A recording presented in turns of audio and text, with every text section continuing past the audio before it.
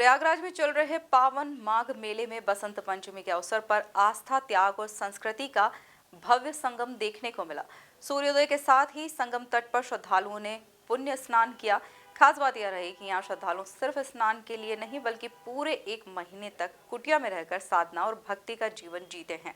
Police प्रशासन, संत समाज और महिला सुरक्षा व्यवस्था के बीच माघ मेला शांति और अनुशासन की मिसाल बन चुका है। देखिए ये खास रिपोर्ट। बसंत पंचमी के पावन अवसर पर प्रयागराज के संगम तट पर श्रद्धालुओं की भारी भीड़ उमड़ी। सुबह से ही गंगा, यमुना और अदृश्य सरस्वती के संगम पर आस्था की डुबकी लगाने के लिए श्रद्धालु पहुंचते रहे। माघ मेले के सबसे खास तस्वीरें उन श्रद्धालुओं की रही जो पूरे एक माह तक प्रयागराज में रुककर संगम क्षेत्र में बनी छोटी छोटी कुटियाओं में रह रहे हैं।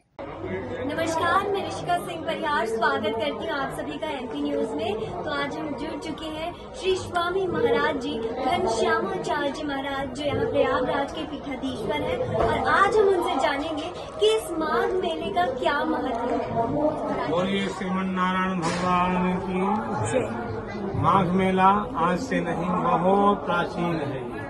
यहाँ तक कह दिया जाए कि सतयुग त्रेता से महर्षि भरद्वाज जी के आश्रम में याज्ञवल्क्य जी आए। तो भरद्वाज जी ने चरण पकड़ करके खूब अनुरोध किया, महाराज हम आपसे राम कथा सुनना चाहते थे। एक महीना याज्ञवल्क्य जी ने भरद्वाज जी को श्री राम कथा सुनाई थी। ये प्रयागराज राम कथा का उद्गम स्थल है। भरद्वाज राखे पद टेकी, चरण पकड़ करके उनके दिखाए। और ये प्रयागराज साधारण नहीं है। इस प्रयागराज में प्रयाग नाम के महात्मा ने खूब तप किया था, और तप करने का परिणाम है भगवान प्रसन्न हो गए, प्रकट हुए। बोले आप क्या चाहते हैं? बोले हम यही चाहते हैं कि ये स्थान हमारे ही नाम से जाना जाए, इसलिए इसका नाम प्रयाग पड़ा। प्रयाग पड़ा पहले, फिर भगवान ने वरदान दिया कि हम इतना आशीर्वाद दे रहे हैं कि आप सारे तीर्थों के राजा रहोगे। इसका नाम प्रयागराज पड़ेगा। तब से सारे तीर्थ यहाँ पर अपनी हाजिरी लगाते, उपस्थिति लगाते हैं। देव धनुज किन्नर नर श्रेणी, साधन मध्य सकल त्रिवेणी, इस प्रकार भरी माघ नहाई। एक महीना मकर राशि में सब यहाँ देवी देवता, साधु महात्मा, सारे तीर्थ यहाँ निवास करते हैं। और ये तीर्थराज प्रयाग 12 माधव से घिरा हुआ है। इसमें स्वयं भगवान त्रिवेणी माधवम सोमम भरद्वाजम च वार्षिकीम वंदे अक्षय वटम शेषम प्रयागम तीर्थनायकम। ये सब तीर्थ के राजा हैं, जिससे तीर्थ सुरक्षित है। बोलो श्रीमन नारायण भगवान की जय। जैसे कि महाराज जी ने बताया कि एक महीने तक लोग यहाँ पे रुकते हैं और गंगा माँ का स्नान कर अपने अंदर की जितनी भी बुराई है वो सब निकाल के पवित्रता अपने मन के अंदर डालते हैं। महाराज जी, श्रद्धालु जब आते हैं यहाँ पे, छोटी छोटी कुटिया हैं और आप जैसे बड़े महाराज जी उनको ज्ञान देते हैं, तो कैसा लगता है कि क्या ये संस्कृति भारत में जल्द से जल्द बढ़ती जा रही है? यही प्रयाग का महत्व है। यहाँ जिस तरह श्रद्धालु आते हैं, यही तो सनातन धर्म को जगाने वाला ये क्षेत्र है, जो पूरे विश्व के सनातन धर्मावलंबियों को जागृत कर रहा है। पिछले आपने कुंभ मेला देखा होगा, हर समाज के लोग यहाँ आते हैं। हमने इतिहास में पढ़ा था कि कोई विदेश में मुस्लिम शासक रहता था, कोई यहाँ भारत देश से जाने वाला था। मुस्लिम शासक से पूछा गया कि आपको भारत देश से क्या चाहिए? उसने कहा तो कुछ नहीं चाहिए, मात्र गंगा जल लेकर के आना। तो मुस्लिम देश का रहने वाला शासक भी गंगा जल में संतुष्ट हो गया। तो गंगा का इतना महत्व है कि कोई किसी कामना से यहाँ पर आए। यहाँ तो सीता जी की भी कामना पूर्ण हुई है। सीता जी ने भी पूजन किया है, चुनरी नारियल भेंट किया है, गंगा जी का पूजन किया है। गंग वचन सुन मंगल मूला, सुनत सिय सुरसरी अनुकूला। सीता जी के अनुकूल देख करके गंगा जी एकदम प्रसन्न हुई है। ये तीर्थराज प्रयाग सबकी मनोकामना को पूर्ण करता है और सनातन धर्म को जागृत करता है। जैसे कि सनातन धर्म को जागृत करता है, महाराज जी ने बताया। इन कुटियाओं में रहने वाले श्रद्धालु बिना किसी आधुनिक सुविधा के जीवन व्यतीत कर रहे हैं। भक्ति, साधना और संयम के साथ यह कुटिया जीवन माघ मेले की पहचान बन चुका है। कई श्रद्धालु अपने आराध्य लड्डू गोपाल को भी संगम स्नान कराते नजर आए। माघ मेला केवल स्नान का पर्व नहीं बल्कि आत्मिक शांति और तपस्या का प्रतीक है। प्रयागराज की भूमि में आप देख सकते हैं कि यहाँ कितनी सारी कुटिया हैं, जो कि यहाँ पर को दी गई है कि वो यहाँ 1 महीने आराम से रुक करके गंगा स्नान करें और अपने भक्ति और आस्था के साथ भगवान के साथ जुड़ सके। वही हम आइए जुड़ते हैं यहाँ के श्रद्धालु से और जानते हैं कि कैसे इन कुटियों को लिया जाता है। आप कैसे इन कुटियों को चुनते हैं कि आप यहाँ रहने वाले हैं?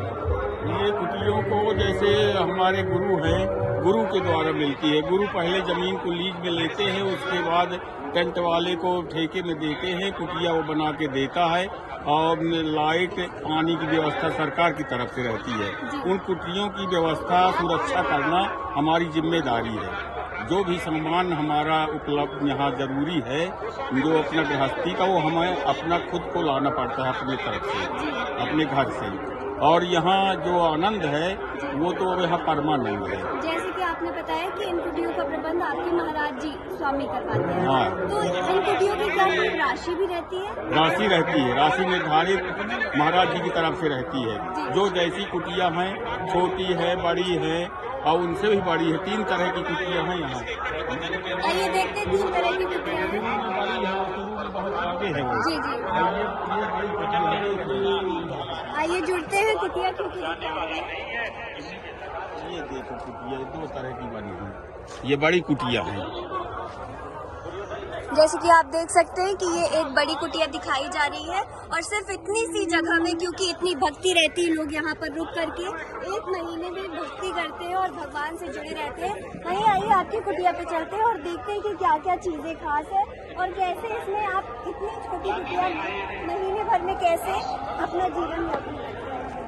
ये पहले हमें तुलसी लाना पड़ता है घर से। जी। ये तुलसी माता, इनकी पूजा होती है। सुबह स्नान करके आते हैं तो इनको दिया देते हैं, शाम को फिर दीपक जलाते हैं। जी। ये जवा बोने का ये प्रथा है। जी जी। ये कोई भी शुभ कार्य होता है जो भगवान का, जी। ये कोई भी यज्ञ हो, ये जवा का बहुत बड़ा महत्व है। जी। कोई भी अनुष्ठान होता है। तुलसी और जवा के महत्व के साथ अब आइए देखते हैं कि इस छोटी सी कुटिया में वो कैसे रहते हैं और कैसे यहाँ पर पे भक्ति करते हैं। आप देख सकते हैं यहाँ पे कितनी सुंदर गोपाल जी की बैठी हुई है प्रतिष्ठित प्रतिमा और आप उनको देख सकते हैं कि कितनी सुंदर तरीके से सजाया गया है, उन्हें स्वेटर पहनाया गया है और उनकी कितनी अच्छी श्रृंगार किया गया है। वही आप देखिए और बताइए कि क्या आप कैसे पूजा करते हैं और कैसे आप यहाँ पर अपना 1 महीना का गुजारा करते हैं। इसी इतनी छोटी सी कुटिया में एक तरफ भगवान का मंदिर रहता है। जी। इनकी आराधना होती है, जो जिससे जितना बनता है वो उतना करता है। जी। और दूसरी तरफ रसोई रहती है। जी जी। ये रसोई हम लोग जो यहाँ रहते हैं भक्त, वो खुद अपने हाथ से बनाते हैं और अपने हाथ से प्रसाद लेते हैं। यहाँ के जो कल्पवासी है उनको प्रतिबंध है, इधर उधर का भोजन वो नहीं कर सकते हैं। वो कहीं भी प्रसाद मिले उसको लेके किसी को दूसरे को सौंप दे, लेकिन वो खुद नहीं खाते हैं। हमें खुद अपना बनाना है, अपना खाना है। इधर बिस्तर रहता है, ये हमारे लिए भी है, हमारे आने वाले अतिथियों के लिए भी है। इसी में 15 लोग आ जाते हैं। 15 लोग आ गए हमारे मेहमान, सब इसी में समा जाते हैं। और नींद ऐसी आती है, डल्लप भी नहीं आती है। जी। तो जीवन की लग्जूरियस को छोड़ करके वो यहाँ पे जुड़ जाते हैं और इन गद्दों में रह करके, इन छोटी कुटियाओं में रह करके अपना 1 महीना पूरे भगवान को समर्पित कर देते हैं और उसकी भक्ति और आस्था आप देख सकते हैं कि इनके आवाज और इनका जो भी आप स्वरूप देख सकते हैं कि कैसे इनकी भक्ति साफ नजर आती है और कैसे ये खुश रहते हैं यहाँ पर। माघ मेले के दौरान संत महात्माओं और गुरु महाराजाओं का लगातार आगमन हो रहा है। इसी क्रम में गुरु महाराज ने संतों और श्रद्धालुओं से संवाद किया और माघ मेले की परंपराओं को बनाए रखने का संदेश दिया। पूरे आयोजन को लेकर पुलिस प्रशासन पूरी तरह सतर्क नजर आया। माला क्षेत्र में सुरक्षा के व्यापक इंतजाम किए गए।